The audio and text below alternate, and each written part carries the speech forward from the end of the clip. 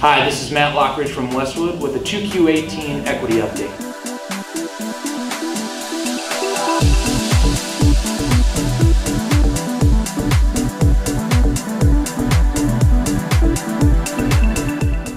Domestic equity markets were strong in the quarter, with all market cap spectrums showing gains. Small caps led the way. When looking at the Russell 2000 index, it was up over 7%. Large caps were up over 3%, and mid caps up 2%. From a sector standpoint, energy was by far the best sector. Crude oil prices rose $10 during the period to 74 bucks. It was a combination of a couple factors. First, global demand strengthened during the quarter, and there were also some supply constraints, specifically here in Texas in the Permian Basin. Those factors again caused oil to rise and energy stocks to do very well. On the flip side, financials were the biggest laggards. The yield curve flattened during the period, with the Treasury curve, the 10 to 2 year spread, falling to 33 basis points, and that flattening has actually continued in the third quarter so far. And also loan growth data from our perspective was underwhelming during the period, with a number of institutions not living up to expectations, which is causing a number of analysts to recalibrate their earnings expectations for the back half of the year. One interesting data point that we saw during the quarter is the outperformance of those companies ramping CapEx spending during the year. If you look at the S&P 500 by quintiles and separate it by those companies accelerating CapEx year over year, what you'll find is that top quintile outperformed the broad market by over 200 basis points, returning 8% in the second quarter. The reason why we think this is important is if the market continues to reward those companies that are reinvesting in their business, investing in productivity enhancing initiatives, that will lead to faster earnings growth in the future and potentially elongate this investment cycle.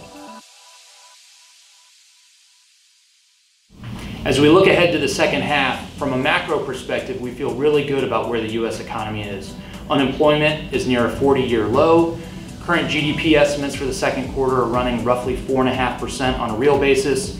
When you look at nominal, that would be close to 7%, which would be a cycle high.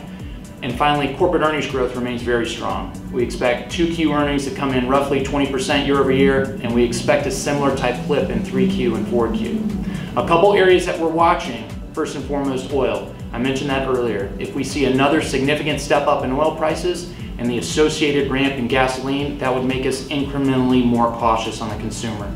Currently, gasoline on a national average is $2.87. That's up 27% already year over year. So again, if we see oil spike again, the consumer will be pressured.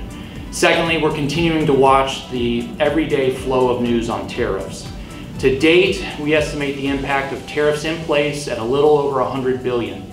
That pales in comparison from the benefits we're seeing from fiscal policy when you think of corporate tax reform, repatriation, and fiscal spending, which totals over $800 billion.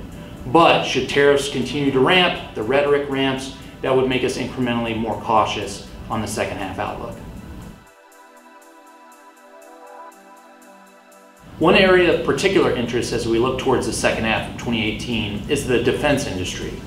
When you think about NATO countries, they're expected to spend roughly 2% of their collective GDP on defense, but only 5 of 29 countries actually do that today, for a shortfall of over $100 billion.